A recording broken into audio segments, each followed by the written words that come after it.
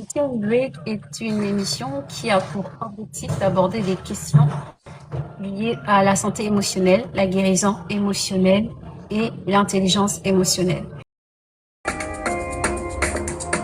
Bienvenue à notre Tea and Break.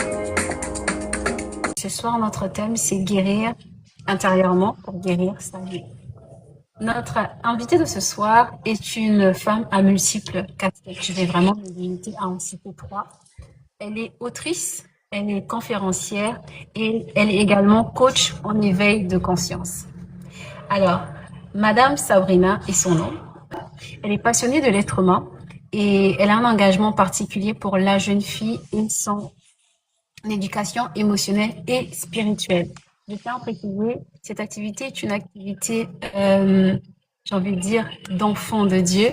Donc, ne soyez pas surpris d'entendre à un moment donné des références bibliques parce que nous sommes tous là pour grandir ensemble et nous croyons que tous enfants de Dieu ici et nous devons tous prendre le temps, le soin de grandir et de se développer aussi émotionnellement. Spirituellement, c'est important, mais émotionnellement aussi, c'est important. Donc, franchement, ne soyez pas surpris. Alors, Madame Sabrina, elle est passionnée que chaque jeune fille porte en elle le potentiel qui ne demande qu'à être reconnu, accompagné ou cultivé. À travers l'écoute, la compréhension, l'accompagnement, elle œuvre pour favoriser l'épanouissement intérieur, la guérison émotionnelle et le développement d'une conscience éveillée. Je ne vais plus m'attarder, je vais lui donner la parole ce soir afin que elle nous instruise, afin que nous puissions recevoir sa sagesse, parce que je le crois, elle est pleine de sagesse. J'ai eu l'opportunité de participer à des activités et j'ai été éblouie, raison pour laquelle j'ai tenu à l'inviter ce soir à notre Tea and Break. Et avant de lui donner la parole, j'aimerais que nous prenions une minute pour élever une prière et recommander ce temps entre les mains de Dieu. Alors nous allons prier. Père éternel, nous te disons merci pour ce moment, merci pour ce temps que tu permets que nous puissions passer ensemble. Et nous le soumettons entre tes saintes et divines mains. Seigneur, que ces moments d'échange, ces moments de partage soient aussi des moments où tu vas délivrer quelqu'un, des moments où tu vas guérir le cœur d'une personne, où qu'elle se trouve. Nous nous abandonnons à toi, Seigneur. Laisse que nous puissions être conduits et dirigés par ton Saint-Esprit, dans le nom puissant de Jésus-Christ. J'ai ainsi prié et demandé, en déclarant Amen. Alors, Amen. je pense que j'ai suffisamment monopolisé la parole. Je vous la donne en vous envoyant une question. Alors, vraiment de nous Ok. dire ce que la guérison intérieure, parce que nous sommes là pour ça, mais nombreux se demandent c'est quoi guérir intérieurement. Alors, bonsoir à tous. D'abord, merci beaucoup pour cette invitation. Je me sens très honorée. Comme j'ai dit, c'est la première fois que je participe à un live TikTok et que je sois aussi invitée. C'est toujours un honneur pour moi lorsque je suis invitée à participer à une activité parce que je ne le prends jamais comme un acquis. J'ai un profond respect pour l'être humain en général et à chaque fois que je suis appelée à parler devant quelqu'un, je me dis cette personne-là connaît forcément des choses. La personne doit être, elle est intelligente. C'est-à-dire que j'ai pas le droit de venir et puis lui dire des choses qui vont l'abrutir ou qui vont la détourner de son chemin. Et donc j'ai souvent, avant de prendre la parole, surtout en public, c'est souvent ce poids de responsabilité qui monte et qui me pousse parfois à me dire, ah là là, est-ce que je dois vraiment parler? Donc vraiment, merci. Merci. Et pour continuer justement, la guérison intérieure, pour moi, c'est prendre conscience que nous avons des blessures, prendre conscience que nous avons des croyances limitantes, des émotions qui ne sont pas forcément résolues et qui, d'une manière ou d'une autre, influencent notre vie. Guérir intérieurement, c'est se libérer du passé. Parce que souvent, quand on parle des blessures intérieures, de, de ce qui nous a causé des blessures, on va parler vraiment du passé. Toujours un trait avec notre enfance. un trait avec notre vécu, un trait avec les personnes très proches de nous, parce que c'est souvent des personnes très proches de nous qui créent certaines blessures en nous et qui, à la fin, commencent à s'accentuer en grandissant. Et donc, aujourd'hui, moi, si je dois parler de guérison justement émotionnelle intérieure, c'est apprendre à ne plus être dominé par la douleur et choisir que désormais je suis responsable de ma vie et donc je m'engage à découvrir les causes de mes blessures et à travailler pour que chaque blessure devienne des cicatrices palpables pour faire en sorte que les générations à venir se servent de moi comme exemple. C'est comme ça que moi, je définis la guérison des blessures intérieures. Ce n'est pas quelque chose qui se fait d'un coup, c'est tellement un travail au quotidien, d'où on va dire, oui, moi, hier j'étais blessée, mais aujourd'hui je suis totalement guérie. Il y a toujours un processus entre le moment où vous avez reconnu, où vous avez découvert vraiment c'était quoi le déclencheur de la blessure que vous avez et le moment où vous allez vous retrouver totalement guéri. Vous ne proclamerez même pas que vous êtes guéri, c'est-à-dire vous allez vous-même sentir la différence entre la personne que vous étiez avant de découvrir cette blessure et même pendant que vous avez découvert cette blessure et la personne que vous êtes maintenant euh, quand vous êtes mis dans le processus de guérison. Voilà. Alors, Madame Sabrina, vous aviez dit que guérir, c'est apprendre à ne plus être dominé par la douleur. Mhm.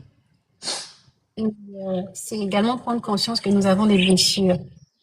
Mais Oui, la question, c'est de savoir à quel moment on sait que cette blessure-là est une, voilà, et ce que nous ressentons est une blessure émotionnelle. Comment est-ce qu'on fait le distinguo? Parce qu'après, on peut souffrir, mais on ne dit pas forcément que c'est une blessure émotionnelle, qu'il faut que je guérisse de cela. exactement. Voilà, la vie va nous faire passer par plusieurs situations. C'est normal de Mhm. souffrir. Donc, avec le temps, Exactement. on est habitué en fait à la souffrance, normalise la souffrance. Voilà.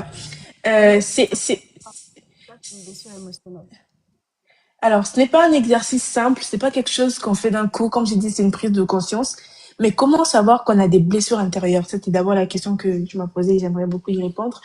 Il faut faire attention à des signaux parce que notre corps, notre esprit, notre âme surtout, là où c'est vraiment le centre qui accueille toutes les émotions, toutes les blessures et qui prend des choses personnellement, c'est l'âme. Et il faut arriver à un moment de constater de soi-même certaines réactions émotionnelles fortes qu'on a la plupart du temps. Ça, c'est le premier signe qui va montrer qu'on a des blessures intérieures. Comment est-ce que vous réagissez émotionnellement devant des situations? Il y a des personnes qui ont une colère excessive, une colère facile, les gens qui sont toujours tristes, les gens qui ont une anxiété ou va au-delà même de l'anxiété, une peur en fait qui surgit rapidement au bout d'un moment. Souvent, c'est lié à des situations apparemment même très banales. Hein. Tu vas voir une situation qui te paraît banale, mais la personne reçoit ça avec tellement d'énergie négative, tellement d'énergie de tristesse que ça explose. C'est comme une plaie qui est déjà infectée. Ben, il suffit juste que tu passes devant quelque chose qui va un peu te gratter pour vraiment la douleur puisse surgir. Ça, c'est un premier signe aussi. Il y a les patterns répétitifs dans la vie. Choisir des relations. Il y a des personnes qui choisissent des relations ou des situations qui reproduisent inconsciemment leur douleur passée. Il y a des gens, par exemple, qui ont vécu dans des familles où ils se sont toujours sentis abandonnés. Parfois, le papa n'était pas présent, parfois la maman n'était pas présent, ou parfois même il était présent, mais il n'y avait pas de dialogue. Donc l'enfant s'est toujours senti seul, l'enfant s'est toujours senti pas compris, l'enfant s'est toujours senti pas aimé. L'enfant n'a jamais reçu d'affection paternelle ou maternelle ou même des grands frères, etc. Et en grandissant, cet enfant-là va être à la recherche d'affection, à la recherche de la considération, à la recherche d'un peu de tendresse, à la recherche d'un peu d'attention, mais beaucoup d'attention même. Et donc, on va se retrouver à faire des choses qu'on n'aime pas forcément, mais qui nous donne l'impression qu'en faisant ça, on a de l'attention. En faisant ça, on a un peu plus d'affection ou bien les gens nous aiment un peu plus. Et donc, on se retrouve dans des relations. Et ça, ce sont des signaux très capitaux pour finalement détecter quel type de blessure on peut avoir en soi. Il y a aussi, après les patterns répétitifs de la vie, il y a aussi les difficultés à se connecter avec soi-même. La raison pour laquelle certaines personnes n'arrivent pas à bien tenir des relations, qu'elles soient amicales ou amoureuses, mais beaucoup plus encore sociales, les relations de tous les jours, c'est parce qu'avec eux-mêmes, ils n'ont aucune relation. Lorsque vous êtes une personne qui n'avait aucune relation avec vous-même, ne vous étonnez pas qu'avec les autres, les relations ne se passent jamais bien. Parce que le simple fait que vous n'ayez pas une bonne relation avec vous-même prouve que vous ne vous connaissez pas. Et si vous ne vous connaissez pas, vous pouvez pas apprendre à connaître l'autre et à vous et à faire la part des choses avec les autres. Donc oui, euh, les gens qui ont peur de l'intimité, les gens qui ont peur de la solitude, voilà, les gens qui sont incapables de recevoir de l'amour et de la bienveillance. Vous savez, il y a des gens, moi quand j'étais plus jeune, à chaque fois qu'on était en train, quand je rencontrais quelqu'un qui me disait, ah, Sabrina, tu es belle, je me disais, c'est faux. Tu peux pas me dire que je suis belle alors que d'où je viens, on m'a jamais dit que j'étais belle. Ça, c'est forcément, tu veux quelque chose en Très, très belle, hein. retour. Pourtant. Donc, il y a des personnes comme ça, les personnes qui s'autocritiquent et culpabilisent de façon excessive tout le temps. Des personnes qui sont, comment je vais expliquer ça, qui ont un stress là très chronique. Rien à voir avec le stress qui peut arriver par moment selon les circonstances. Non, la personne est tout le temps dans le stress, les insomnies, la fatigue émotionnelle. J'ai parlé tout à l'heure de l'anxiété. Donc voilà les signes qui peuvent nous alerter sur des blessures qu'on a. Ça, c'est que des signaux. Maintenant, comment on fait pour détecter derrière les signaux la vraie blessure qui se cache? C'est justement, c'était vraiment l'objet de ma question. Ma Voilà. prochaine question. Lorsque on a découvert qu'on a tous ces signaux-là et qu'on sait que notre, notre besoin d'attention vient forcément de quelque chose qu'on a manqué quand on était plus jeune, on sait aussi que notre difficulté à nous connecter avec nous-mêmes, c'est forcément lié à quelque chose. Notre, nos patterns répétitifs de la vie, c'est forcément lié à quelque chose. Il faut maintenant arriver à l'étape de l'honnêteté avec soi-même. Être honnête avec soi-même, c'est se dire, OK, comment j'ai grandi, avec qui j'ai grandi, quelles sont les choses qui m'ont manqué quand j'étais plus jeune, quelles sont les choses qui m'ont brisé, quelles sont les choses qui m'ont fait mal et qui m'ont dénaturé. Vous savez, un enfant, quand il grandit, il est tout innocent, il fait des choses, et c'est au fur et à mesure qu'il écoute des paroles, qu'il voit des réactions, qu'il commence à faire des choses pour plaire, soit aux parents, soit aux personnes en face. Je vais vous donner un exemple. Quand je grandissais, j'étais le genre à poser plein de questions, tout le temps. Ma maîtresse à l'école, elle adorait ça parce qu'elle disait que j'étais très intelligente. Mais à la maison, comme je vivais pas forcément avec mes parents tout le temps, les gens avec qui je vivais, ça les agaçait en fait. Donc tout le temps, elle me disait, non, une fille ne parle pas beaucoup, une fille ne pose pas trop de questions, tout ça. Ça fait que à un moment donné, je m'étais rétractée. Donc l'enfant très ouverte, très joviale que j'étais, était devenue très timide. Genre, je vais pas parler aux gens, je suis dans mon coin. Parce que les réactions des personnes qui étaient censées être comme pour moi la protection qui devait même m'apprendre à me découvrir m'ont fait comprendre que c'était pas une bonne chose. Bonne Vous chose, voyez? oui. Voilà. Et donc, il faut vraiment être honnête avec soi-même et arriver à se dire qu'est-ce qui a causé ce comportement de moi. Si tu es une personne qui est très dépendante effectivement, pose-toi la question, qu'est-ce que mes parents ont eu à faire quand j'étais plus jeune et qui m'a fait me dire que je suis pas désirée, je suis pas aimée, je suis pas considérée? Qu'est-ce qui fait que tout le temps j'ai envie de sortir avec les hommes? Vraiment, cette honnêteté-là va permettre à déterminer des manques ou des frustrations que vous avez vécues dans l'enfance. Parfois, c'est même pas seulement l'enfance, c'est aussi, ça peut être récent à l'école, au boulot, avec des frères, avec des sœurs, mais détecter toutes les choses qui vous ont dénaturé d'une certaine manière, toutes les choses qui vous ont fait retracter dans votre personne et qui ont fait en sorte que vous vous sentiez moins que ce que vous vouliez être avant. Wow. Alors, Madame Sabrina, de ce que vous avez dit, en réalité, il s'agit de faire une introspection. L'introspection. Voilà. Et il y a même, j'ai vu dans les commentaires, il y a Madame Lia, Echo de Lia, qui a parlé de faire une introspection sur soi. Seulement, moi, à Exactement. plusieurs reprises, je me suis retrouvée face à certaines personnes d'un certain âge, parfois qui avaient dépassé la vingtaine, qui avaient déjà la trentaine, d'autres la quarantaine, qui me disent, à mon âge, je ne peux plus changer, c'est comme ça que je suis, vous devez m'accepter tel que je suis, c'est comme ça que Dieu m'a créé, donc voilà, vous me prenez ou vous me laissez.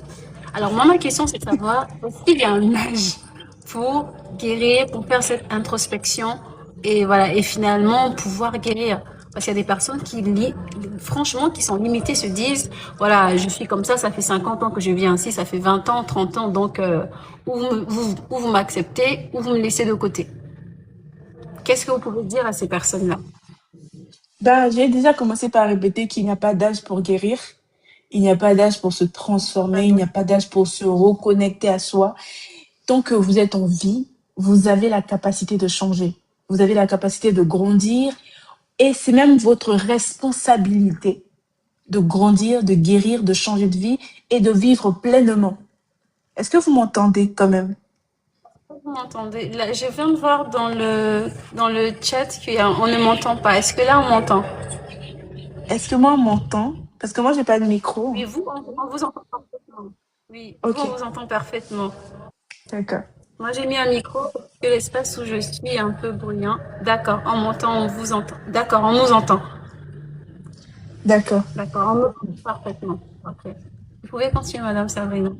Donc, je disais, il n'y a pas d'âge pour ça. Et il y a un point que j'aime souvent souligner pour des personnes qui aiment donner cette raison-là. Vous savez, il y a jusqu'à un certain âge, nos parents, la société, les gens peuvent être un tout petit peu responsables de ce qui nous arrive. C'est-à-dire, on subit un peu la vie à un certain âge. Par exemple, quand on est né, on n'a pas choisi les parents, on n'a pas choisi nos familles, on a subi même l'école. Voilà, on nous a inscrits, tout ça. On a pratiquement tout subi dans la vie. Mais à un certain âge, quand on quitte l'étape où les gens ont choisi pour nous, la famille, les parents ont choisi pour nous, vient l'étape d'adulte où voilà, on est capable de choisir. De même qu'un parent peut dire à son enfant, là, je peux avoir un petit copain, parce que le parent, il estime que c'est l'âge où l'enfant est plus responsable, plus raisonnable et tout ça.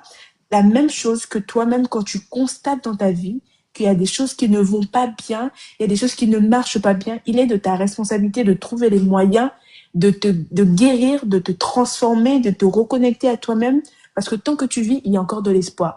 Et ça, aussi, c'est une forme de blessure. Des personnes qui pensent que leur parler de guérison, c'est minimiser leurs blessures, c'est mépriser leur douleur. Et donc, ils vont être dans ça, ils vont vouloir qu'on les encourage dans oui, en fait, c'est normal que tu vives comme ça parce que tu as beaucoup souffert. Non, moi, je pense pas que ce soit une bonne chose.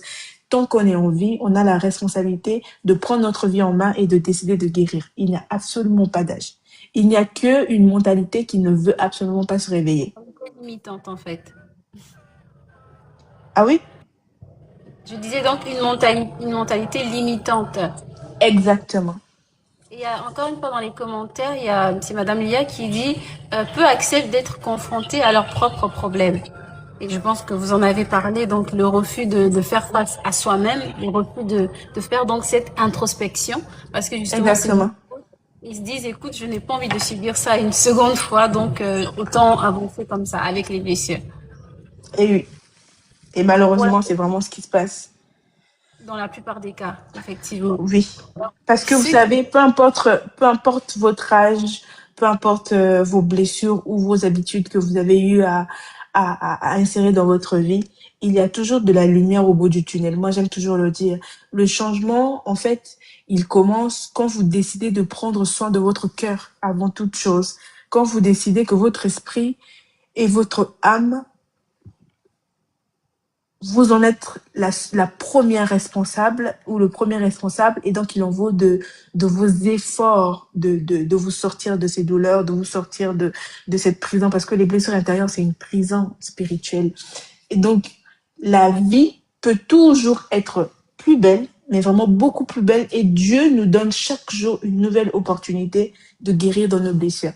Parce qu'il ne nous veut pas là, il a dit, venez vers moi, vous tous qui êtes chargés et fatigués, je vous donnerai du repos. Il sait qu'on vit dans un monde où, qu'on le veuille ou non, parce qu'on ne contrôle pas les autres, on va être titillé dans notre âme, on va être titillé dans notre ego et ça va nous faire tomber. Et lui, il veut qu'on soit à ses côtés pour lui dire, écoute, vraiment cette journée, j'ai été hyper fatiguée. Aujourd'hui, on m'a trop mal parlé, on m'a dit ceci, j'ai besoin d'un peu de réconfort. C'est tout ça la guérison. On guérit en prenant conscience qu'on doit travailler sur nous et en allant aussi là où il y a la source finalement, celui qui nous a créé, notre identité et qui nous connaît mieux que tout le monde puisque c'est lui qui a notre notice. On va et puis on se ressource, voilà, tranquille. Vraiment prendre le temps de se ressourcer au pied du Seigneur. C'est Ah oui, vraiment important. ah oui. Justement, dans les précédentes séries, parmi les précédentes intervenantes, il y avait Esther Adassadjeri qui disait qu'elle Ok. était chrétienne. Elle priait, disait tout à Dieu, mais ne parlait pas d'elle à Dieu. Et justement, elle drainait cette souffrance et blessures émotionnelles alors qu'elle était chrétienne, qui priait, qui servait, qui était très active, mais elle ne parlait pas d'elle. Et c'est seulement à partir du moment où elle s'est dit qu'il faut que je parle de ce que je ressens à Dieu que justement son processus de guérison a été entamé. Donc, ça ligne vraiment à ce que vous venez de dire, de prendre le temps de parler de soi, de dire comment on se sent à Dieu. Voilà. Parce que Et normalement, même pour ce pour les point-là, autres, j'ai un petit, pour ce point-là, j'ai un petit témoignage. Euh, un jour, j'étais en train de, je pense, prier. C'est en 2016 ou 17, je ne me rappelle plus trop de la date vraiment. Mais je priais, je disais, je souffre trop, j'ai trop mal, ça va pas dans ma vie. Et le Seigneur m'avait donné cette parole-là et j'ai pas arrêté de dire ça à qui veut l'entendre, surtout les jeunes femmes. La façon dont on a été traité dans la vie peut affecter notre manière de voir Dieu. Moi, j'ai grandi sans mon père et j'ai pas eu de figure paternelle qui, euh, qui joue son rôle de parent. Ça fait que je ne savais pas jusqu'à un moment donné comment c'était avoir une figure paternelle, comment c'était avoir un père. C'était qui un père? C'était quoi le rôle d'un père finalement dans la vie d'un enfant? Et si tu es une personne qui ne connaît pas ça, c'est quoi être un père? C'est quoi avoir un père? C'est quoi se sentir aimé par un père? C'est quoi parler à un père? C'est quoi les vraies responsabilités, les vrais devoirs d'un père? Tu vas à l'église, on t'enseigne que Dieu est ton père. Tu ne sauras pas bien jouir de cette prédication parce que dans la vie de tous les jours, tu ne sais pas ce que c'est qu'un père. Tu ne sais pas c'est quoi le rôle d'un père. Et donc, ça peut affecter ta relation avec Dieu. Tu peux pas vivre une certaine forme de profondeur parce que tu ne sauras même pas comment on souffre devant un père. exactement, Et exactement. donc, oui, tu dois prendre le temps de guérir, c'est-à-dire, maintenant, parce que quand Dieu, il t'emmène dans un processus de guérison, il y a, dans le processus de guérison, il y a un moment où Dieu te change d'environnement, parce qu'il n'y a pas de guérison totale sans vraiment changement d'environnement. Quand Dieu, il te change d'environnement, il veut t'enseigner au travers un autre environnement comment il fonctionne. Et à partir de là, tu retrouves tes forces, tu retrouves, j'ai envie de dire, ta vraie nature, tu commences à comprendre ce que c'est qu'un père. Et moi, quand j'ai découvert c'était quoi un père, avoir un père, j'ai commencé vraiment à bien vivre ma relation avec Dieu, parce qu'à ce moment-là, je pouvais parler à mon père, c'est-à-dire que je lui dis des choses, je lui dis que je l'aime, je lui dis que j'ai besoin de ça, j'ai besoin de ceci, j'ai besoin d'un câlin, et j'en ai eu. Pourtant, Yeah. mon Dieu, il est bien dans les cieux. Et donc, oui, la manière dont on a été traité dans la vie, la manière dont on a vécu, l'environnement dans lequel on a vécu, peut même affecter notre façon de voir Dieu et nous priver de vivre des belles choses avec Dieu. Waouh, waouh, waouh. Avant qu'elle ne se perde dans le chat, il y a une question. Quelles sont donc les actions à poser concrètement pour entamer le processus de guérison? Je voulais pas perdre cette question-là. Ok, Là, on parle de parlons. guérison. On a vu comment est-ce qu'on peut les identifier, le pattern. Vous avez donné quelques exemples. Et à présent, comment est-ce qu'on fait maintenant pour entamer ce processus de guérison-là? Alors, la première étape, je l'ai dit dès le départ, c'est prendre conscience que finalement on ne va pas bien. Une fois qu'on a pris conscience de finalement on ne va pas bien, on commence à faire un travail de rétrospection. Et le travail de rétrospection va demander, mais vraiment notre honnêteté et notre sincérité avec nous-mêmes. Il y a un vrai problème avec nous les jeunes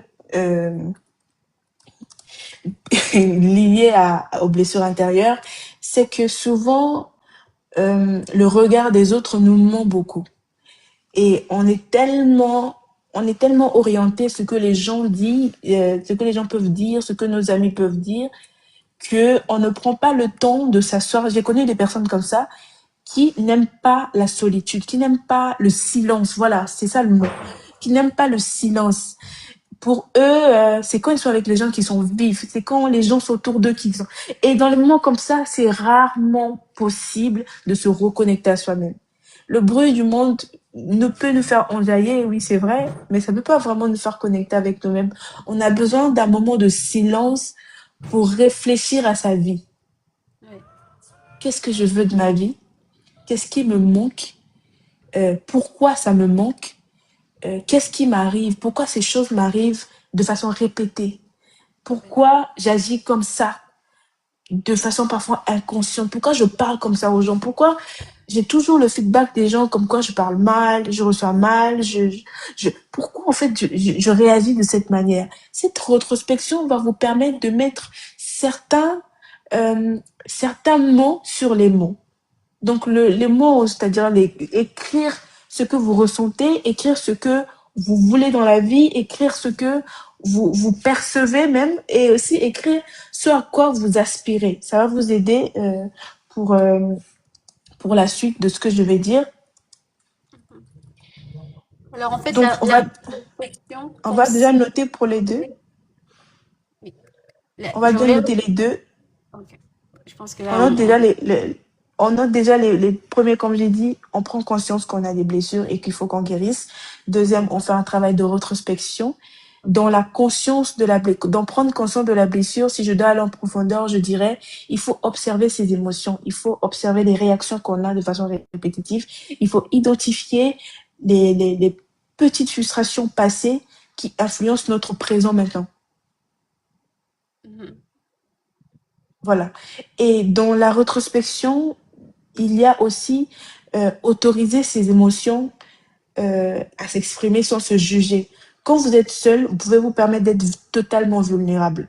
Et c'est dans ces moments de vulnérabilité que vous vous voyez réellement, finalement, devant le miroir. C'est très facile d'être fort devant les gens, mais quand on est seul, on peut se permettre de pleurer et de ressentir des émotions qu'on peut pas se permettre de ressentir devant les gens. Et ça peut nous aider à écrire mot sur mot ce qu'on ressent et comment est-ce qu'on ressent ces choses-là.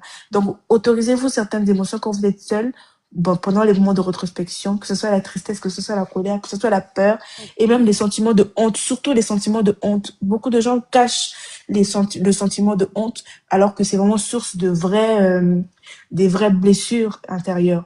Voilà. Il faut aussi apprendre à écrire. Dans cette introspection, il y a l'écriture. Il faut apprendre à mettre les mots sur les mots que vous ressentez. C'est très important. Alors, Et donc, Madame Savon, on va faire une pause parce que vous avez dit apprendre à mettre les mots sur les mots. Je pense qu'il faut éclaircir de quel mot il s'agit.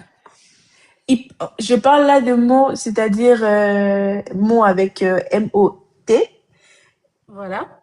les mots, sur les mots qu'on reçoit. Donc le mal au singulier, le mal qu'on ressent, mettre les mots dessus et essayer de comprendre. Parce que c'est bon, pendant qu'on écrit, c'est pendant qu'on écrit qu'on peut vraiment, pendant qu'on écrit qu'on peut vraiment comprendre l'émotion derrière. Faut pas rouffler ses émotions. En psychologie positive, accepter, c'est déjà commencer à libérer l'énergie qui a été bloquée. Et la troisième étape, ça va être Dans les la, commentaires. voilà. La troisième étape, ça va être comprendre et analyser ce qu'on a appris dans la rétrospection, ce qu'on a noté, ce qu'on a observé. Et dans la compréhension et dans l'analyse de nos besoins, de nos frustrations, il faut se demander pourquoi cette blessure me touche autant. Sans que quelqu'un te le dise toi-même. Pourquoi tu penses que cette blessure te touche autant? Dans ces moments-là, il faut pas avoir honte. C'est pour ça que c'est un exercice qui se fait vraiment dans le silence total. Vous n'avez pas besoin des gens autour de vous parce que le regard des gens nous ment beaucoup. Ça vous Donc, influence euh, encore. voilà.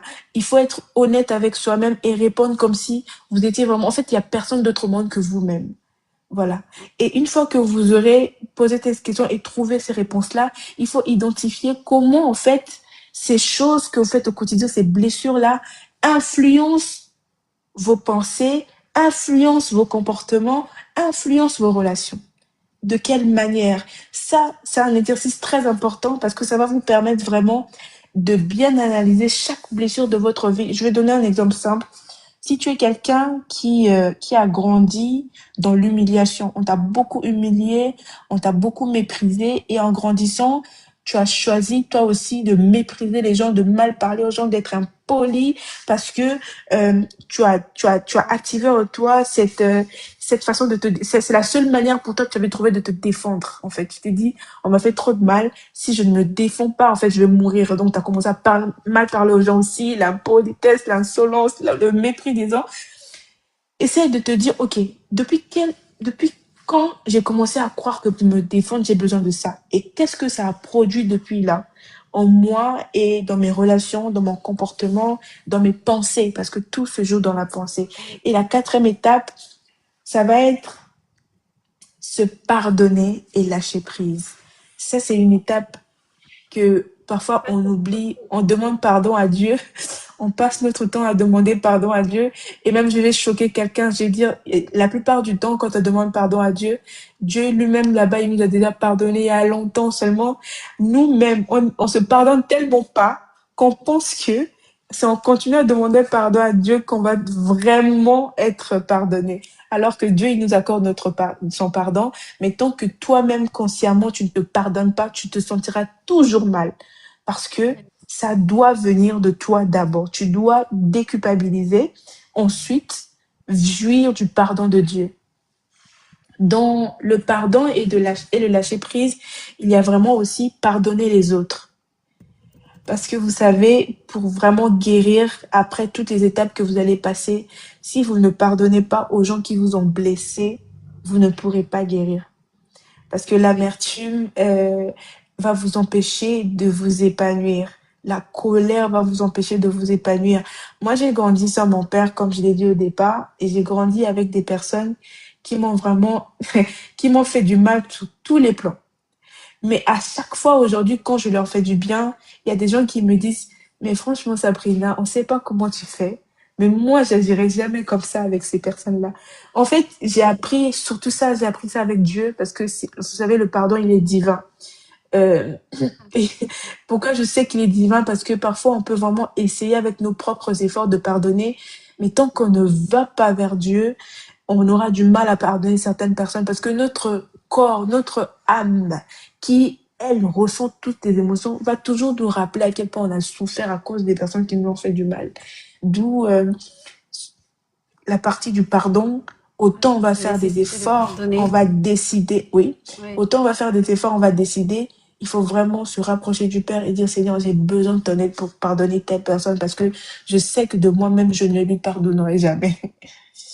Donc, c'est ça, pardonner aux autres et se pardonner à soi-même. Le pardon libère, ça nous libère nous-mêmes. Et j'aime beaucoup cette parole dans Éphésiens 4, le verset, je ne sais pas si c'est le 31 ou le 30 ou même le 32, en tout cas, je ne me rappelle plus.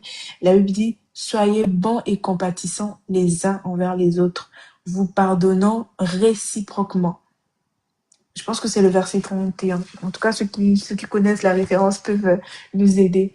Si vous aspirez à une guérison, à une paix intérieure, mais vraiment durable, il faut que vous passiez par cette étape-là du pardon. Pardonnez aux gens qui vous ont fait du mal. Vous pardonnez à vous-même de vous avoir fait du mal à un certain moment. Vous pardonnez à vous-même d'avoir été aussi cette porte ouverte pour toutes ces blessures-là. C'est important. Et enfin, je sais pas si je dois dire la dernière étape, alors que la liste n'est non exhaustive. Hein. Reconnectez-vous avec vous-même et avec Dieu. Les blessures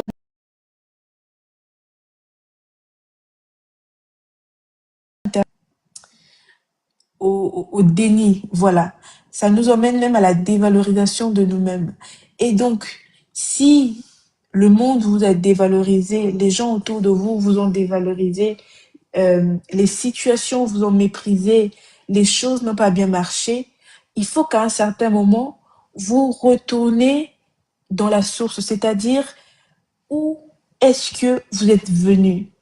Et je pense qu'on va attendre l'autre. Si elle est là, on va continuer. Je n'aimerais pas continuer sans elle. Dès qu'elle est là, on va poursuivre. Ah, ok. Ok, c'est... Ouais, ça a été restauré. Vous m'entendez Ok. à présent? Oui, là, c'est bon, tonton. Parfaitement. Donc, j'étais en train de dire tout à l'heure pour la phase numéro 5 qui est donc se reconnecter avec soi-même et même avec Dieu.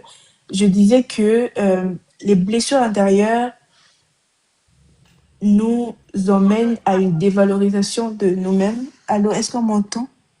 Oui, on vous entend parfaitement. Avant justement que l'on aborde ce point, il y a une personne qui a demandé pourquoi guérir. Parce qu'on parlait de faire l'introspection, de faire d'autoriser ses émotions, de lâcher prise, de pardonner à soi-même et aux autres, de limiter ou d'arrêter avec la culpabilité. Il y a une personne qui veut savoir pourquoi est-ce que tout cela est nécessaire avant que l'on aborde la question du Ok, c'est une très bonne question. Pourquoi guérir? Mais pourquoi pas d'abord? Alors, pourquoi guérir? Alors, pourquoi guérir? Je pense qu'il faut guérir pour se libérer du passé et ne pas répéter les mêmes patterns. C'est important. Tant que vous ne serez pas guéri, vous répéterez les mêmes choses tout le temps et vous verrez le schéma de votre vie ne jamais changer. Les blessures non guéries vont influencer nos décisions, comme j'ai dit ça au début, nos relations, notre confiance en nous, la confiance qu'on peut avoir auprès des autres aussi. Une personne qui a été rejetée dans son enfance peut inconsciemment fuir l'intimité étant adulte. Vous voyez le gâchis que c'est. Parce qu'on t'a rejeté, aujourd'hui, tu n'arrives même pas à accepter l'amour des autres, la confiance des autres, j'ai envie de dire la présence des autres. Guérir, pourquoi? Parce qu'il faut retrouver la paix intérieure et l'équilibre de sa vie. C'est important. Une blessure non soignée, ça va toujours te créer des anxiétés, des peurs, des colères, des culpabilités que forcément tu n'as plus envie pour ton épanouissement personnel. La guérison va venir t'ouvrir les portes à la sérénité, voilà, les portes à la gratitude. Il y a des gens qui sont tellement, en fait, j'ai envie de dire, la vie a tellement mis plus bas ces gens que même des moments de gratitude, ils ne savent pas ce que c'est. Et ça, c'est un gâchis de vie que de vivre dans ce monde sans reconnaître qu'on n'est pas là par nous-mêmes, quoi, que c'est pas par nos forces qu'on se réveille tous les matins. Voilà, guérir aussi pour retrouver j'ai envie de dire, pour développer la résilience. Vous ne pouvez pas être une personne résiliente si vous êtes blessé. Les personnes résilientes sont des personnes qui se disent, OK, j'ai vécu plein de choses, mais moi, je décide de pardonner et de passer à autre chose. Ma vie m'appartient et donc, il est de ma responsabilité de me lever. C'est ça, les personnes résilientes. Les personnes résilientes, c'est pas des personnes qui s'attardent sur leurs blessures. Ce sont des personnes qui passent au-dessus de leurs blessures pour s'accomplir. Au contraire, ils utilisent les choses qui leur ont fait mal pour se, pour se reconstruire et construire même les autres aussi. Voilà. Je pense que c'est ça les raisons que je pouvais donner. Et si je dois aller même en profondeur, la Bible dit que Jésus dit, je suis venu afin que vous ayez la vie et que vous l'ayez en abondance. C'est-à-dire que la vie que Dieu nous donne, il veut qu'on puisse l'avoir en abondance. Mais comment vivre d'une vie abondante? Comment vivre une vie abondante si on est tout le temps triste, si on est tout le temps en colère, si on est tout le temps culpabilisé? Ça marche pas. Et il y a même dans les commentaires, c'est Madame Huguet qui écrit et dit, guérir pour éviter de faire subir aux autres les conséquences de vos blessures. Aussi, parce qu'une personne blessée blesse automatiquement, sans même se rendre compte. Parce qu'après, ça devient pour elle une nature, une norme. C'est comme ça qu'elle se sent. Exactement. Exactement. Donc, Exactement. ne donne que ce que l'on a. Voilà. Alors, vous étiez sur le point d'aborder un point quant à Oui, la relation de Dieu. Oui. oui, j'étais sur le point d'aborder pour moi le point le plus important quand on a dépassé les autres points, bien sûr, il faut pas sauter les étapes. Ce point-là, c'est vraiment se reconnecter à soi-même, mais par la relation avec Dieu. Je ne suis pas de ceux qui pensent qu'il y a la relation avec soi-même sans la relation avec Dieu. Ça n'existe pas. C'est vraiment une illusion de croire qu'on peut vivre soi-même. On peut être très intelligent, on peut accumuler plein de sagesse, Mais une sagesse sans Dieu, c'est vraiment une sagesse éphémère, une intelligence éphémère. Ça ne sert absolument à rien. Et donc, j'étais en train de dire qu'il faut prendre le temps de se reconnecter avec Dieu. Pourquoi? Les blessures intérieures ont la capacité, mais vraiment cette magique capacité de nous faire perdre le chemin. Une personne peut totalement perdre son identité à cause de l'accumulation des blessures.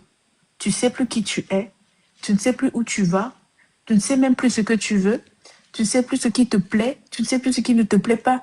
Tout ce que tu fais, c'est pour te satisfaire le moment présent, euh, essayer de te donner un peu de goût de vivre pendant quelques minutes. Mais toi, tu sais la personne que tu es quand tu es toute seule. Tu sais qui tu es quand tu es dans ta douche sans personne. Tu sais qui tu es quand personne ne te regarde. Il y a des douleurs qu'on n'explique pas, mais qu'on vit à l'intérieur de nous et qui nous rongent et empêchent notre productivité, empêchent notre épanouissement, empêchent notre paix. Mais c'est vraiment dégrade sur notre santé mentale totalement. La seule chose qui peut vraiment vous permettre de passer outre ce que le monde a dit sur vous, ce que les gens ont dit sur vous. Moi, je vais vous dire, un jour, quelqu'un m'a dit clairement que toi, tu ne seras jamais personne.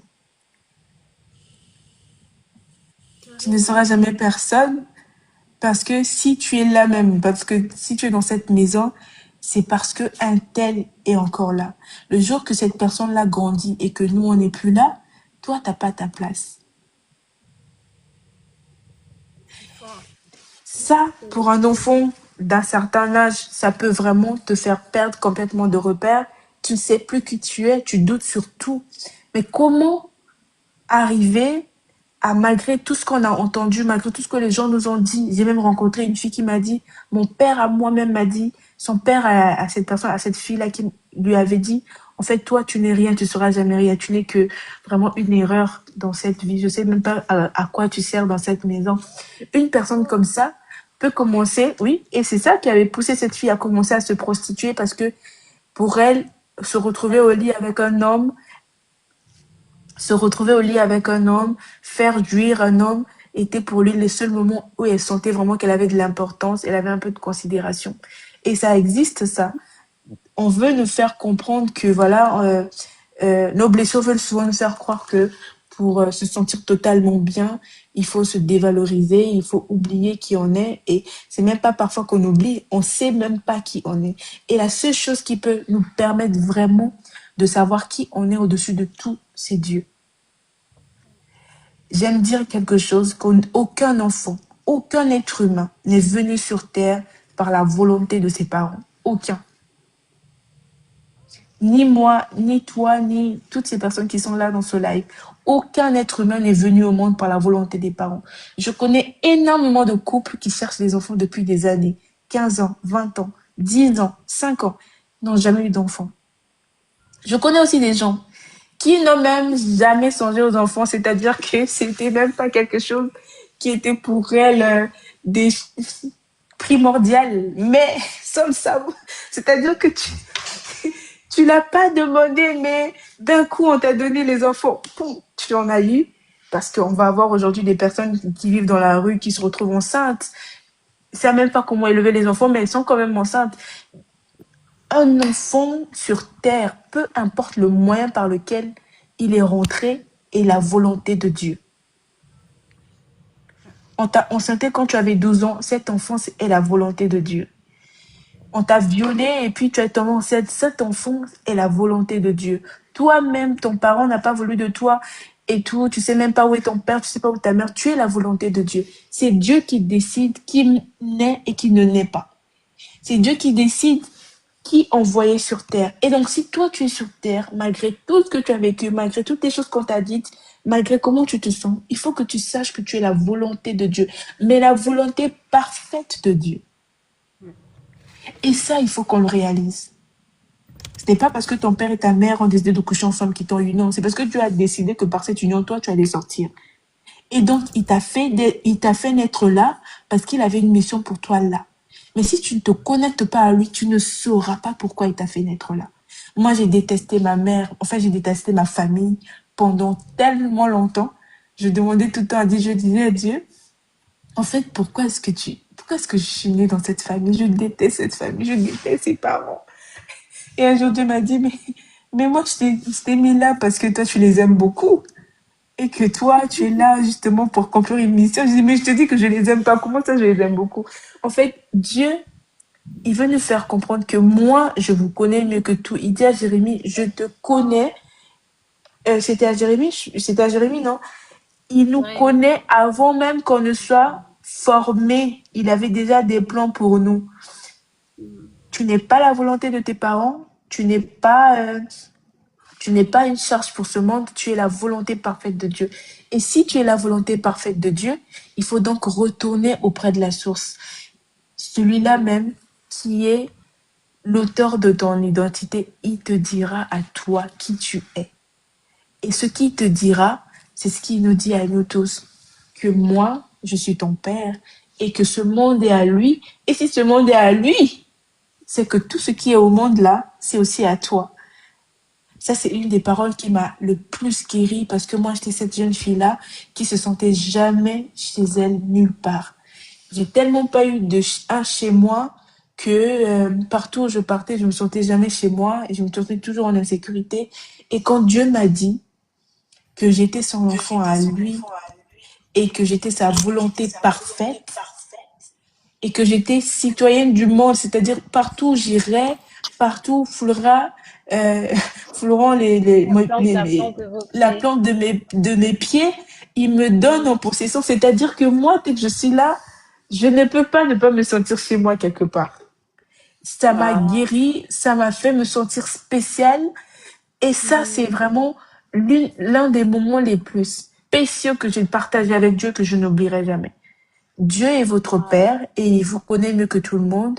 Dieu sait pourquoi vous êtes venu sur terre et Dieu a une mission pour vous. Et cette mission, pour l'accomplir, il a besoin de vous.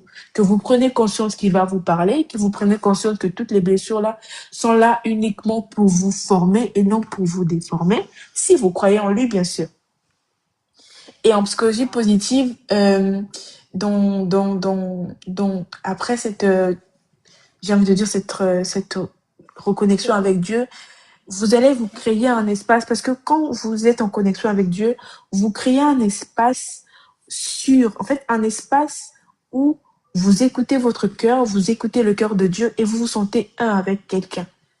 C'est l'un des moments les plus magiques que si vous vivez ça, en fait, je sais pas, votre vie ne peut pas être pareille, en fait. Parce que ça va permettre d'aligner vos pensées, ça va permettre d'aligner vos émotions. Et si vos pensées et vos émotions sont alignées, vos actions le seront aussi. Vos Wow. actions le seront aussi. Voilà. En tout cas, merci, merci beaucoup, Madame Sabrina. Je veux Mais, vraiment souligner que ah, le dernier il point, y a un je l'ai mais. oublié. Oui, le dernier point, je l'ai oublié. On a vu 5 premiers points et tous ces points sont Oui. importants. Mais même Mhm. après tous ces 5 points, le dernier point que Mhm. j'aimerais quand même souligner, je pense qu'on oublie souvent et souvent on néglige les enfants de Dieu, c'est que on va avoir plein de choses à mettre en place. Mais une fois qu'on a fini de faire tout ça ou qu'on fait ça dans la nuit, il faut dans la journée agir pour voir sa vie transformée, en fait. Ok. Sans action, on ne voit aucune transformation. Il faut mettre Ok. en place il faut mettre en place des habitudes, euh, des choix qui vont soutenir votre guérison. Ok. Des habitudes et des choix, je vois là les personnes que vous fréquentez, les endroits que vous fréquentez, les Mhm. choses qui attirent votre attention, les choses qui vous prennent plus de temps, ce sont ces choses-là qui vous construisent et ce sont ces choses-là qui vous détruisent. Et donc, à un moment donné, quand on devient responsable de sa vie, il faut savoir mettre en place des habitudes, des routines. Il faut savoir faire des choix qui vont venir soutenir ce processus de guérison.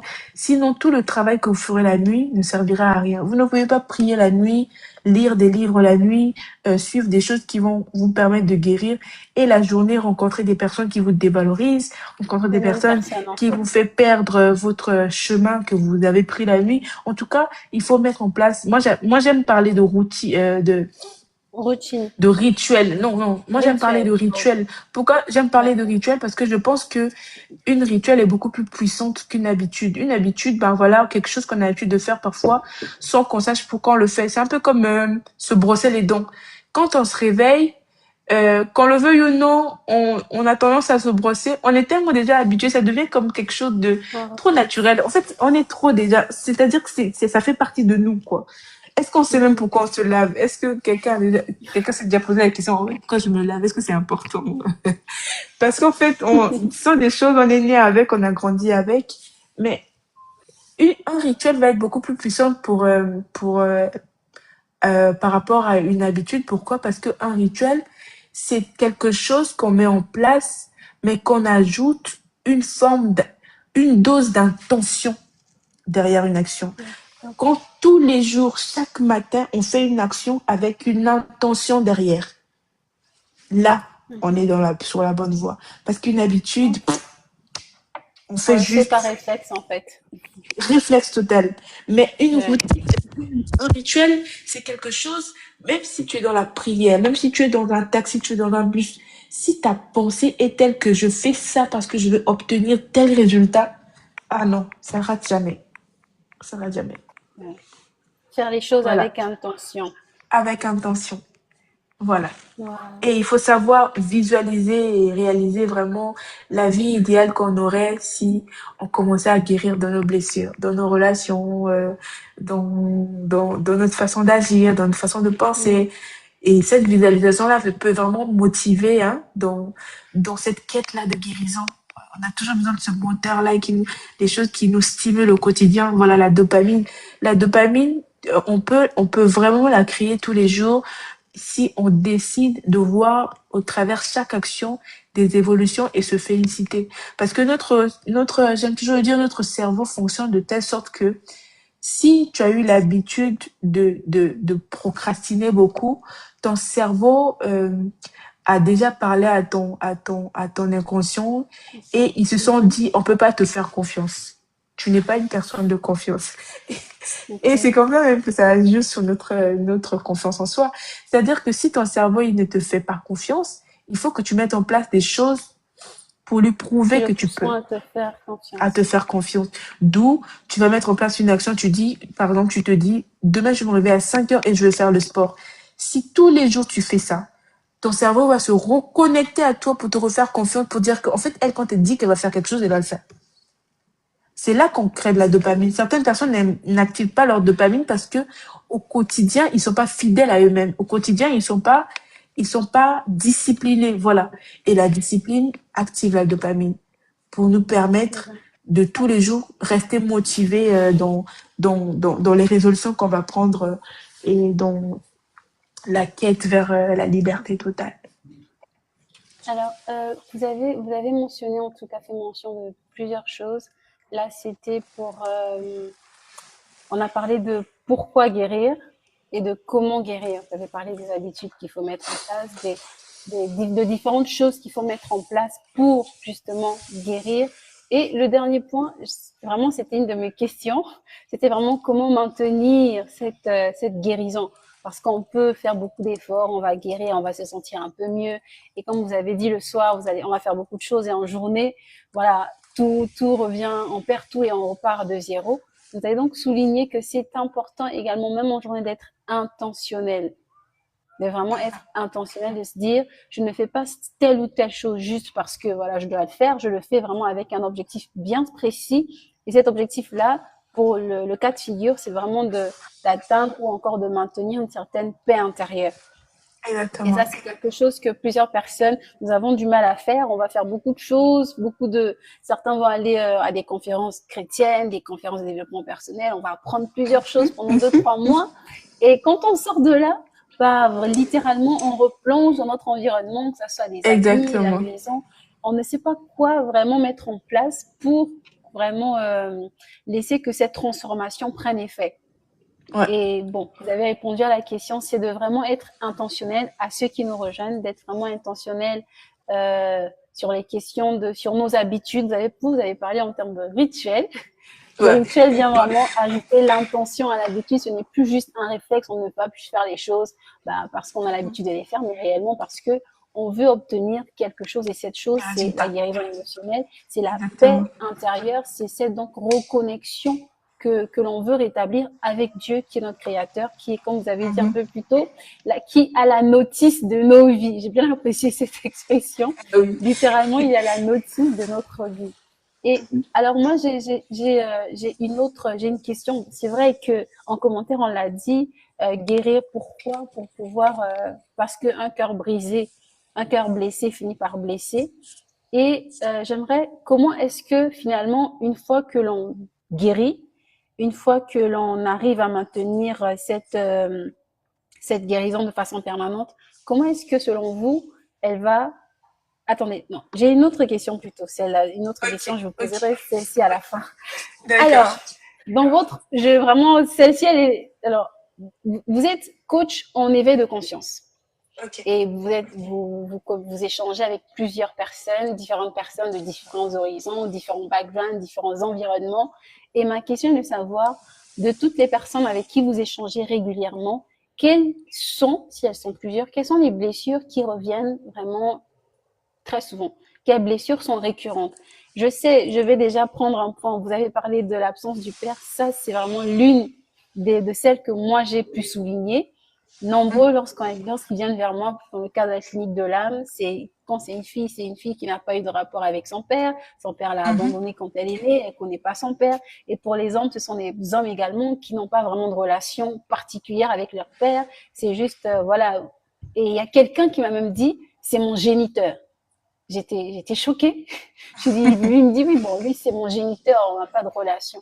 Donc, je sais vraiment que déjà, le rapport fille-père, père-fille est très présent. Enfin, fait partie vraiment des blessures Et même des qui se rapports vivent très père, souvent. même des rapports fils et mère, hein.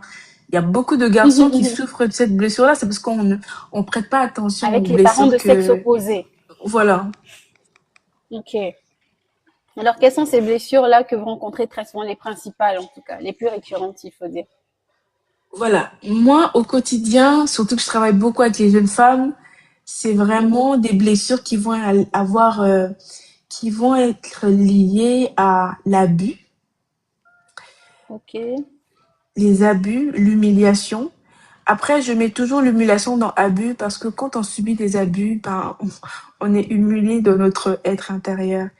Il y a des personnes qui se sont senties très en insécurité totale dans les environnements parce que des personnes qui étaient censées être pour elles, hein, les Pour jeunes filles, protéger. qui étaient censées être pour elles les protecteurs, les personnes qui étaient là pour les élever, ont tout fait pour détruire leur vie d'une manière ou d'une autre. Et donc cette humiliation liée aux abus cause beaucoup de blessures des personnes que j'entends souvent.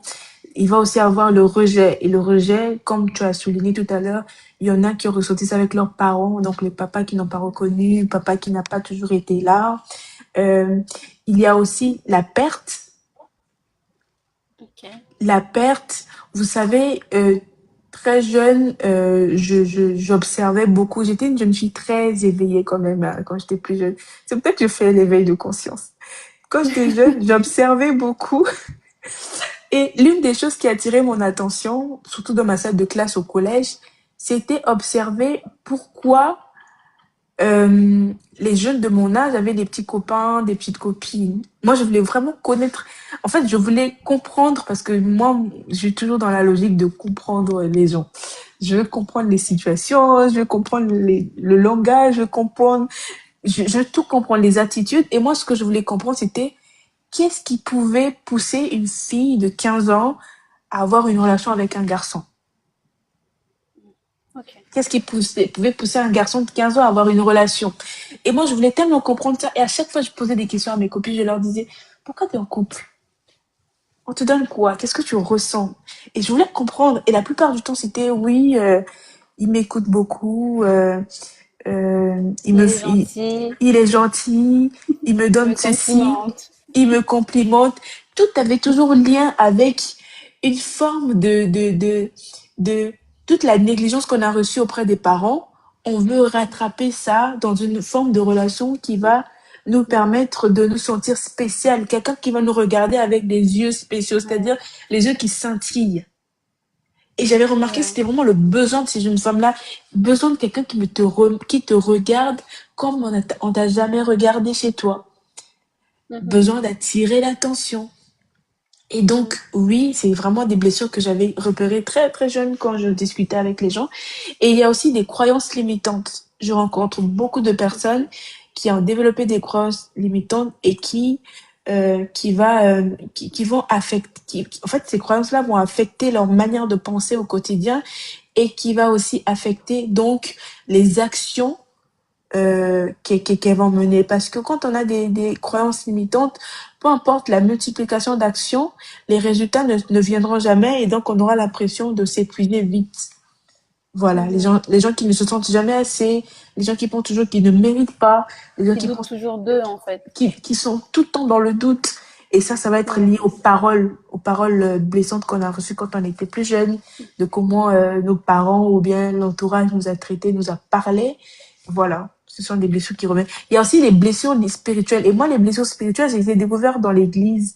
Quand je regardais certains frères, certaines sœurs agir d'une certaine manière malgré qu'on était en Christ, j'ai découvert qu'il y avait vraiment des blessures. Il y a des gens qui ont fait des prières à Dieu et n'ont pas eu tout de suite la réponse qu'elles voulaient et n'ont pas eu la maturité de savoir pourquoi est-ce que cette prière n'avait pas été exaucée. Et donc, ils se sont retrouvés dans une forme de frustration. Voilà pourquoi on va avoir des gens aujourd'hui qui vont dédier leur vie à critiquer tout ce qui est pasteur, tout ce qui est parole de Dieu, parce que dans le passé, bah, on a eu à faire une prière, ça n'a pas marché, ou bien on a eu à être trahi par un homme On de a Dieu, été par déçus de Dieu. un frère en Christ, une sœur en Christ, et puis voilà. La culpabilité aussi, parce qu'il y a des blessures spirituelles qui naissent par la multiplication de nos propres péchés. On a tellement péché contre Dieu et on s'est dit que le niveau de péché que j'ai, Dieu ne me pardonnera jamais. Et donc je me retracte, je deviens une frustrée spirituelle. Et ça, c'est une blessure très, très, très, très dangereuse. Voilà. Ouais. Ça, c'est vrai, c'est clair. Parce que si déjà on doit considérer Dieu comme, pas qu'on doit le considérer, Dieu est notre Père créateur et on doit avoir une certaine Uh-huh. relation avec lui. Mais si on se retrouve maintenant à être frustré et à nous Ah, rétracter vis-à-vis de lui, là, c'est grave. C'est grave ah quand oui, même. ah oui. Et il y a quelqu'un dans les commentaires qui dit Dieu frustre mal. Donc, je vais faire un repli rapidement dans la barre des commentaires pour voir s'il y a une question qui s'est glissée, pour voir Ok. s'il y a une quelconque demande qui s'est glissée. Alors, il y a des retours. Il y a des retours. D'accord. OK. Juste là, je ne vois pas de questions. Je pense que je les ai déjà toutes dites. Alors, moi, non, en principe, nous devions faire 1 heure, sinon 1h30. Il nous reste, pour atteindre 1h30, nous avons 9 minutes, plus Ok. précisément. Alors, en 9 minutes, j'ai 2 questions. La première, c'est quel conseil donnerez-vous à quelqu'un euh, qui vit dans le déni, qui, ok, a pris conscience de l'existence de ses blessures, qui a, si je peux le dire, fait comme cette introspection, qui s'est rendu compte que si j'agis de telle ou telle manière, c'est parce que j'ai été face à telle situation qui m'ont conditionné en fait à vivre tel que je suis, mais qui malgré ça ne veulent pas enclencher ce processus de guérison. Parce qu'on a vu les bienfaits, on a vu beaucoup de choses, mais qu'est-ce que vous pouvez dire à cette personne qui vit dans le déni? Ok. Alors, les personnes En qui vivent dans considérant que le... c'est moi. Bon, c'est moi qui veut pas. En Euh, considérant que cette personne, ce sont moi. Qui me dit, je alors, veux pas revivre ces souffrances-là, donc laissons tomber, avançons.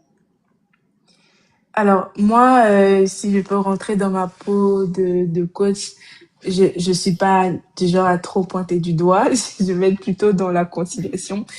Vous savez, la guérison des blessures intérieures, c'est un processus qui peut, et enfin, un processus qui peut aussi être très long. Et dans ce processus-là, chacun a son rythme. Le déni, à ce moment-là, euh, ce n'est pas forcément de la mauvaise volonté, c'est souvent un mécanisme de protection. Certaines personnes vont être en train de se protéger en refoulant la vérité, Les en émotions. minimisant, voilà, en méprisant les émotions. Et certaines personnes ne sont pas prêtes en fait à ressentir la douleur de que la guérison demande. Parce que pour guérir, il faut d'abord ressentir cette douleur-là. Parce qu'il faut se reconnecter à soi, revivre dans son esprit ces douleurs pour essayer finalement de savoir comment on fait pour s'en délivrer. Et donc le message que je peux donner à cette personne, c'est que le déni, ce n'est pas une faiblesse, c'est vrai. Mais comment trouver derrière ce déni-là une stratégie de survie? Comment vous allez vous faire pour vous rappeler que la guérison, euh, qu'on ne guérit que lorsque on s'oblige Décide de l'enclencher. soi-même. Voilà. Mhm. Il faut réaliser à quel point votre guérison peut être importante pour vous. Jusqu'à ce que vous ne réalisiez ça, vous trouverez toujours que les autres exagèrent et que vous êtes mieux comme ça. C'est pour ça qu'on parle d'honnêteté avec soi-même. Retrouvez-vous un peu dans la solitude, essayez de réfléchir un peu dans le silence et de regarder où est votre vie. Est-ce que le potentiel que vous avez pour faire de grandes choses, mais que juste vos blessures vous empêchent de garder. La Bible dit, voici, je me tiens à la porte et je frappe. Si quelqu'un entend ma voix et ouvre la porte, j'entrerai. C'est que toi, tu dois décider d'ouvrir la porte à Dieu pour t'aider à guérir. Tu dois décider d'ouvrir la porte pour que toi-même tu t'aides à guérir. Si tu n'ouvres pas la porte, tu ne pourras pas. On veut bien t'aider, mais il faut que tu ouvres la porte. Dieu, il frappe, mais il n'entre jamais par force. Ça, il faut qu'on se le dise. Il est là, il attend que tu ouvres. Le temps que tu n'ouvres pas, il n'entrera pas. Il faut se poser des questions plutôt que de se donner des leçons. Très souvent, les gens vont passer leur temps. Moi, j'aime pas donner des leçons. J'aime plutôt me poser des questions. Tout le temps, je remets ma vie en question, je remets mes paroles en question, mes habitudes en question pour essayer de trouver des solutions derrière. Et les questions, pour moi, les questions ouvrent la conscience. Voilà. Différent des leçons qui, elles, vraiment, je pense que des injonctions qui vont pousser le cœur à se fermer, à se retracter. C'est pas toujours la bonne chose. Est-ce que ce que je sens, en fait, des questions qui vont vous aider à prendre conscience que votre guérison est une priorité. Ok. Est-ce que est-ce que D'accord. tu te sens vraiment en paix, par exemple? Est-ce que tu te sens vraiment en paix avec toi-même? Est-ce que ta façon de vivre te rend heureux aujourd'hui? Est-ce que la vie que tu mènes aujourd'hui te plaît? Ok. Est-ce que les résultats que tu as aujourd'hui te plaisent? Comment te vois-tu dans 5 ans? Comment te vois-tu dans un mois? Comment te vois-tu dans 10 ans? Peu importe qui tu veux devenir et ce que tu es maintenant, est-ce qu'il y a une cohérence? Est-ce qu'au moins il y a une ligne conductrice? Toutes ces questions-là vont permettre finalement de savoir quelles sont les priorités dans ta vie et à quel point la guérison va venir être, en fait, Va être va, nécessaire se, pour toi. va être nécessaire et même un élément, mais vraiment très catalyseur pour qui va Pour avoir un élément l'épanouissement. déclencheur de ton épanouissement. Et justement, Voilà ce que je parlant peux de lui cela, montrer. il y a des questions, les deux sont similaires, vraiment. Il y a une qui dit, est-ce qu'un adulte peut être blessé de nouveau ou vivra juste ses blessures d'enfance? Et la deuxième question qui va toujours dans le même sens, c'est, peut-on dire que l'on est guéri pour la vie? Parce que on parle souvent que des blessures d'enfance. Donc déjà, c'est, est-ce que on est guéri pour la vie? Et est-ce qu'un adulte, une fois adulte, on peut toujours subir des blessures? Donc, Alors, la guérison, je le répète encore, est un processus. C'est quelque chose qui ne se fait pas d'un coup. C'est quelque chose qui prend le temps. Et dans ce processus-là, on finit par en faire un mode de vie. Lorsque tu commences à faire de la guérison un mode de vie, c'est-à-dire que tous les jours de ta vie, tu veilles à ton âme par tes actions, tu veilles à ton âme par le choix de tes relations, tu veilles à ton âme par les endroits que tu décides de fréquenter, les choses que tu décides de mettre dans ton cœur. les portes que tu décides d'ouvrir. En fait, ce sont des manières de se protéger soi-même. Et donc, quand on décide de guérir, les actions qu'on met en place deviennent des remparts pour nous aider à bâtir une vie, la vie qu'on veut. Et donc, non, on guérit pas pour toute une vie, on guérit tous les jours pour construire sa vie. Tout à fait. Ça, c'est la Alors là, réponse que je peux donner ouais, à cette là, vous question. répondez exactement. Parce qu'elle dit, est-ce que cela signifie qu'il faut entamer un processus de guérison toutes les fois où nous sommes blessés? Et là, c'est la Alors, question vient de Otema. ok. Ça, Et vous, c'est quand la guérison, la recherche de la guérison devient, envie de dire, un mode de vie pour vous. C'est-à-dire, tous les mhm, jours, vous veillez à ce que rien de l'extérieur ne vous affecte. Il faut que vous soyez conscient que tant que vous vivrez, vous et que vous côtoierez les autres au travail, l'école, je sais pas, les maris, les femmes, oui, vous serez toujours frustrés. Ce sont des frustrations là, qui créent des blessures parce que vous n'avez mhm, aucun contrôle sur les gens. Le seul oui, contrôle total que vous pouvez avoir, c'est sur vous-même. c'est sur Et si vous-même. vous avez le contrôle sur vous-même et donc vous décidez qu'est-ce qui désormais m'affecte et qu'est-ce qui ne m'affecte plus. Parce que vous n'êtes plus l'enfant que vous étiez il y a 5 ans, il y a 20 ans, il y a 30 ans. Vous êtes maintenant un Mhm, adulte et vous êtes non seulement adulte, mais vous devenez conscient de l'impact des blessures intérieures. Et donc, quand vous vivez quelque chose et que vous sentez que votre ego est touché, que votre âme est touchée, comment vous réagissez pour que ça ne vous affecte pas? Je vais vous donner un exemple. Ça, c'est quelque chose, c'est un témoignage personnel.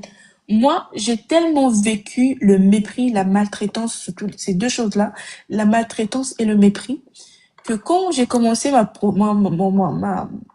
mon chemin, mon c'est votre cheminement vers la guérison, euh, guérison. j'ai réalisé, et Dieu m'a enseigné quelque chose au travers des livres, au travers des enseignements, que les personnes qui, qui, qui décident du jour au lendemain de mépriser les autres, de maltraiter les autres, en réalité, aucun être humain ne fait exprès de blesser les autres. Aucun. Chacun agit pour se protéger soi-même. Et donc, en voulant se protéger, on expose les autres. En voulant se protéger, on fait du mal aux autres. Il y a des gens qui se sentent tellement blessés, qui ont tellement subi l'humiliation, que leur seule façon de se défendre aujourd'hui, leur seule façon de se protéger, c'est que si je rencontre les gens, avant que les gens ne me blessent, il faut que je les blesse déjà Je avant. blesse.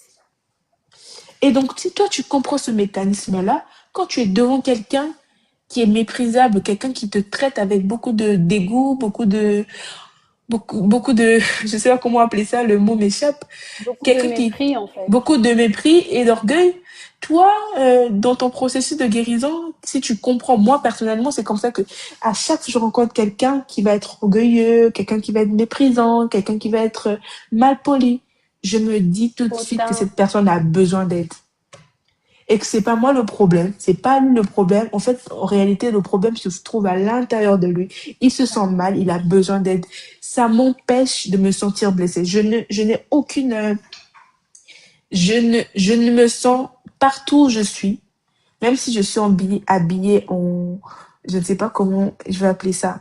Tu peux m'emmener dans un environnement où tout le monde est vraiment en mode, mais habillé sur très bien 131. habillé, tout en 31, et que moi, je suis même, je sais pas, en En babouche, je sais pas Iron, par quoi. exemple. Voilà. J'ai, à aucun moment, je me pose la question, est-ce que je suis à ma place? Est-ce que, on me regarde mal? Pour vous dire une petite anecdote, quand j'étais au lycée, je disais à une amie, je disais, moi, quand je marche dans la rue, parce que souvent, elle se plaignait, oui, en fait, les deux là-bas, je sens qu'ils parlent de nous, tout ça, tout ça. Et moi, je disais, bon, moi, franchement, je sais pas comment toi tu perçois ça. C'est que moi, quand je marche dans la rue et que je remarque que les gens me regardent, la seule chose qui me vient à l'esprit, c'est que ces gens me regardent parce que je suis très belle, parce que je suis très intelligente. Et quand je marche dans la rue et que tu remarques quelqu'un te regarder, rire et tout ça, je me dis, ah, je suis très marrante, je suis très belle, donc je peux faire rire n'importe qui, ça c'est trop normal. Ce sont des choses, des mécanismes que moi j'avais mis en place pour me protéger, mais qui m'ont vraiment protégée pour de vrai. Donc, je ne me suis jamais plus sentie, comme avant en tout cas, sentie méprisée, pas à ma place, pas aimée. Je ne sens pas ça parce que moi, quand je viens dans la vie de quelqu'un, ma mission, c'est de l'aimer, ma mission, c'est de l'aider. Et donc, je ne remarque même pas que cette personne a telle intention, parce que je remets tout à Dieu. C'est un travail personnel qui va prendre de temps. Il faut pas être pressé. Il faut donner du temps. Il faut s'éduquer derrière ça. Il faut être très patient avec soi-même et même avec les autres pour réaliser que dans ce monde, en fait, les gens, ils font pas exprès. Les gens sont le reflet de ce qu'ils ont consommé, de ce que le monde leur a montré. Wow. Et ben, en parlant de temps, nous arrivons au Au terme terme. de notre session. À moins qu'il y ait d'autres questions, à moins que Madame Sabrina vous souhaitiez ajouter quelque chose, peut-être qu'il y a un point que vous n'avez pas abordé, que vous pensez que vous devez impérativement aborder avec nous ce soir pour peut-être donner plus d'éclaircissement, plus de lumière. En tout cas, libre à vous, juste avant que vous nous donniez votre mot de fin. Alors, ce que je peux dire, surtout pour clôturer, j'aimerais beaucoup encourager quelqu'un à se dire que la guérison des blessures intérieures, le processus même peut être long, peut être douloureux, mais c'est un chemin qu'il faut prendre la peine de choisir. Il faut prendre la peine de choisir parce que dans cette vie, rien ne nous est donné gratuitement. Absolument rien. On est là pour se battre. Et autant le royaume de Dieu appartient aux violents, autant cette vie, pour réussir, il faut se battre. Il faut se battre contre ses blessures, il faut se battre contre ses démons, il faut se battre contre l'ennemi, donc le diable, qui rôde, parce que la Bible dit qu'il rôde. Au quotidien, il faut se battre. Et donc oui, il est de votre responsabilité de vous dire que ma guérison dépend de moi, ma paix dépend de moi, ma joie dépend de moi. Et donc, si tout ça dépend de moi, il est donc impératif que moi, je fasse des choix qui favorisent ce à quoi j'aspire. J'aspire à l'épanouissement, j'aspire à la richesse, j'aspire à la bonté, j'aspire à la gratitude, j'aspire à une vie beaucoup plus paisible, j'aspire à réaliser de grandes choses. J'ai besoin de guérir. Et pour guérir, j'ai besoin de deux personnes. J'ai besoin de moi et j'ai besoin de Dieu. Et comme j'ai besoin de moi et j'ai besoin de Dieu, ces deux personnes-là ne se construisent que dans l'intimité. Développez votre intimité avec vous-même, développez votre intimité avec Dieu. Sans cette intimité, rien de ce que vous mettrez comme action n'aura vraiment du sens. Parce que le monde, la foule, ne sert que parfois à nous distraire. Autant les gens vous applaudissent aujourd'hui, faites-moi une petite erreur, ils vont oublier tout ce que vous avez eu à faire avec eux. Il faut vraiment arriver à comprendre que aucune relation humaine ne, ne, ne vaut une relation avec Dieu. Vaut me perdre 15 relations humaines que perdre la relation avec Dieu. Vaut me perdre toutes les personnes qui sont autour de vous aujourd'hui que perdre la relation avec Dieu. Parce que si vous perdez la relation avec Dieu, vous perdez la relation avec vous-même. Parce que votre identité dépend que de celui qui vous a créé. Quand vous achetez un micro-ondes qui est un peu difficile à manier, tout ça, vous dites, ouais, le carton, je veux voir la notice, nanani, nanana. Vous achetez une machine, nanana. En fait, on a toujours besoin de repartir vers la personne qui a créé la chose parce que la personne connaît mieux la chose. Et vous êtes le produit de Dieu. Et si vous êtes le produit de Dieu, ça serait très difficile pour vous de vous en sortir sans lui. Parce que c'est lui qui connaît les vraies fonctionnalités qui peuvent vraiment fonctionner tout de suite pour que quelque chose se déclenche dans votre vie. Ne perdez pas votre relation avec Dieu. Peu importe l'âge que vous avez, peu importe les choses que vous avez eu à faire, peu importe ce qu'on vous a fait dans la vie, vous n'êtes pas une victime. Vous êtes un acteur. Et Dieu vous a créé pour être une solution à quelque chose. Aussi minime que la chose peut paraître, il faut que vous réalisez que vous n'êtes pas venu au monde pour ajouter plus de problèmes à Dieu. Vous êtes venu au monde pour décharger Dieu parce que par vous, Dieu a mis une solution pour décharger quelque Exactement. chose. Et si chacun de nous joue son rôle de solution dans un domaine, joue son rôle de solution euh, dans un secteur, bah écoutez, la vie est belle. Hein. La vie est belle. Voilà. En parlant de solutions, Madame Sabrina est également appelée femme solution. Ouais. Donc, donc sur ces pages réseau, vous allez remarquer qu'on parle beaucoup de femmes solutions. Il s'agit de Madame Sabrina. En tout cas, moi, je ne peux que vous dire merci beaucoup. Merci, Madame Sabrina, pour Merci à toutes les toi. lumières que vous avez apportées ce soir. Nous avons vraiment compris ce que c'était que, en tout cas, je peux faire le briefing très rapidement, vraiment, compris ce que c'est que la blessure émotionnelle. La blessure, c'est vraiment prendre conscience. Je suis en train de m'éparpiller.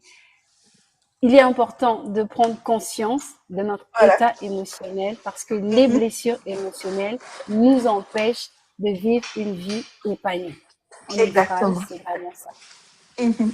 Et pour vraiment entrer dans les détails, ne vous inquiétez pas. La vidéo, je vais la travailler, je vais la republier sur YouTube Ok. pour tous ceux qui veulent prendre les notes, les 5 points, parce qu'elle les a cités très rapidement. Mais moi, je me suis perdue dans mes notes. Mais vous inquiétez pas, je vais travailler la vidéo, je vais la republier au courant de la semaine pour que tous nous ayons les différents points qui ont été cités. Et je vais les dire rapidement, on avait l'absence de relation avec soi-même, la peur de la solitude, l'incapacité de recevoir l'amour, tout ça sont vraiment des éléments qui peuvent nous attirer notre attention sur la nécessité justement de commencer à s'intéresser à notre santé intérieure et se dire, il y a un souci, il faut que je le règle. Et l'un des points principaux, c'est qu'on ne peut pas se régler seul. On a besoin de celui qui Exactement. a conçu la notice et le produit, et c'est Dieu. Eh oui. Donc, dans le processus de guérison, la place de Dieu est indispensable. La Indispensable. place de Dieu est indispensable. C'est vraiment impératif que vous invitiez Dieu et que vous vous soumettez à lui. Moi, j'aime ce passage à la Bible qui est dans Luc 4, verset 18, où Jésus, il dit, je suis venu pour annoncer la bonne nouvelle, je suis venu pour guérir ceux qui ont le cœur brisé. Cœur brisé. Ouais. Et il n'y a pas de cœur brisé, guéri sans Jésus. Donc vraiment, prenons Amen. le soin, la peine de nous ouvrir à Jésus. Et elle a dit au départ, elle a dit, il faut apprendre à être vrai, à être, parler clairement à Dieu, à dire ce que l'on ressent réellement. Moi, j'appelle ces personnes-là des personnes 3x5 qui vivent H24 dans les lieux très saints. Eux, quand ils prient, Voilà. c'est Seigneur Dieu, je te rends toute la grâce, toute la gloire, tu es le Dieu de gloire, à toi toute la gloire. Ils répètent que la gloire, ils bénissent Dieu. En fait, ils disent rien à Dieu, ils disent rien à Dieu. Ils parlent pas d'eux, c'est voilà, Seigneur, tu es le créateur de toutes choses, à toi toute la gloire, nous te louons, nous t'adorons. Et vous ne parlez pas de vous à Dieu, vous ne dites pas à Dieu ce qui vous frustre, ce qui vous dérange, et vous ne prenez pas la peine de réellement vous poser les bonnes questions. Donc, s'il vous plaît, prenons le soin de se poser les bonnes questions, d'inviter Jésus, de dire Seigneur, j'aimerais te ressembler un peu plus. J'aimerais que cette rage, cette colère qui est en moi parte. Parce que je le crois, ça ne fait pas partie des fruits de l'esprit. Dans les fruits de l'esprit, il n'y a pas été cité rage, colère, amertume. Donc, tant que ce n'est pas dans cette liste-là, c'est un problème qu'il faut résoudre et résoudre au pied de Dieu, avec Dieu. Amen. J'espère vraiment que nous avons été bénis. Je sais, ça est très court parce que vraiment la question de blessure émotionnelle ne peut pas être abordée en 1 heure. C'est vraiment, ça aurait été magique. On a vraiment essayé Ouais. de toucher un peu à tout, question d'attirer un peu l'attention, de donner certaines pistes de recherche pour que vous puissiez faire, faire vos recherches. Hein. Et s'il y a des questions, n'hésitez pas. Madame Sabrina, elle est ouverte. Comme je dis, elle est coach en éveil de conscience. Elle est vraiment disposée à répondre à vos questions. Contactez-la sur son compte, là, sur TikTok, Facebook. Elle est aussi sur LinkedIn pour ceux qui préfèrent. En tout cas, elle est disponible, elle est ouverte et elle saura vraiment vous aider parce que c'est son travail, en fait. Et si vous préférez aussi, vous pouvez toujours me contacter. Je lui transmettrai en privé vos questions. N'hésitez surtout pas parce que nous sommes là pour ça. Nous sommes là pour prendre soin de notre santé émotionnelle, de notre santé mentale. Elle l'a dit, je vais finir par là. Vous avez la responsabilité de votre guérison. Personne n'est en charge de vous. il n'y a pas votre père, il n'y a pas votre mère. Pour preuve, ce sont même ces personnes qui vous blessent. Donc, nous avons la responsabilité de notre guérison émotionnelle. Donc, prenons vraiment conscience et puis décidons de guérir, de vraiment, voilà, de le faire avec tout notre cœur et toute notre âme. Je vais vous dire merci. Merci à vous qui avez été connectés. Merci beaucoup, Madame Lia. Très beau live.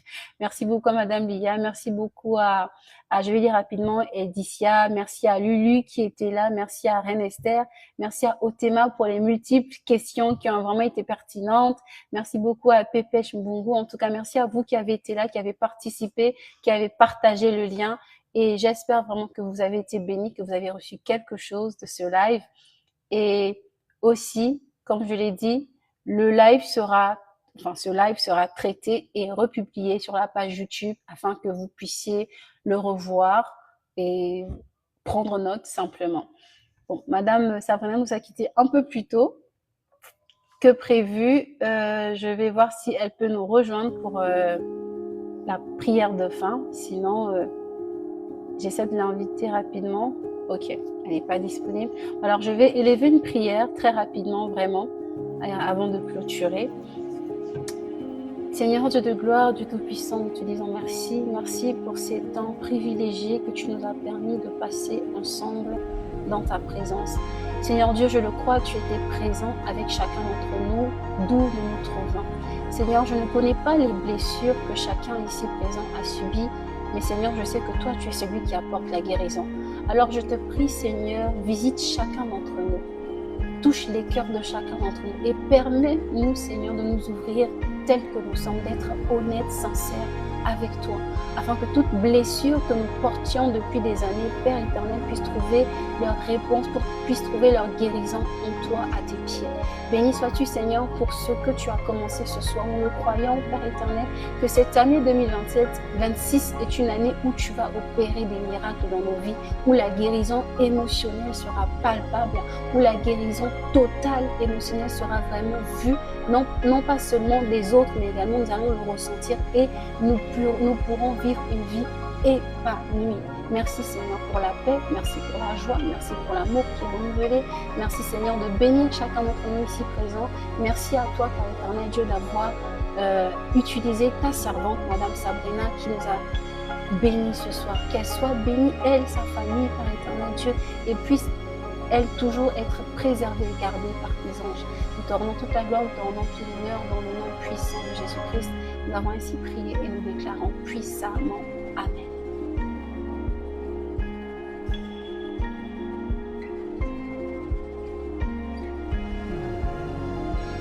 Amen. Et merci beaucoup encore une fois de plus. Que Dieu nous bénisse, que Dieu vous bénisse. Et je vais vous souhaiter une excellente soirée. Merci d'avoir pris le temps, merci d'avoir réagi, merci d'avoir commenté, partagé. En tout cas, je ne cesserai de vous dire merci. Encore une fois, bonne soirée à vous et que Dieu vous garde. Au revoir.